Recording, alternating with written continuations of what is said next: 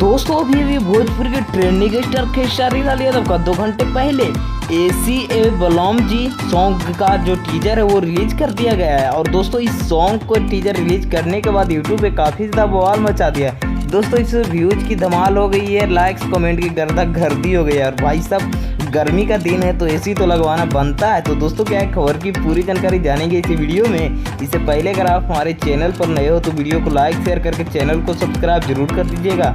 दोस्तों चलते हैं खबर की ओर।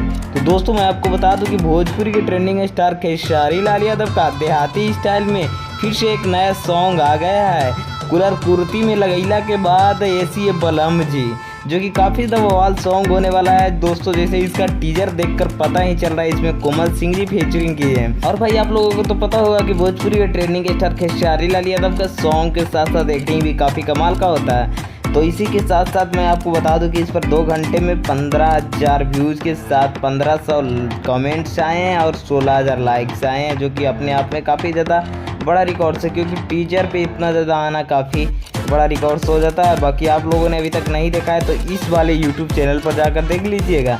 यहाँ पे हम उस चैनल का स्क्रीनशॉट लगा देते हैं। दोस्तों काफ़ी ज़्यादा मज़ा आने वाला है और सॉन्ग कल सुबह ही रिलीज होगा इसी चैनल पर। तो आप लोग जाइए, सुनिए, एंजॉय कीजिए।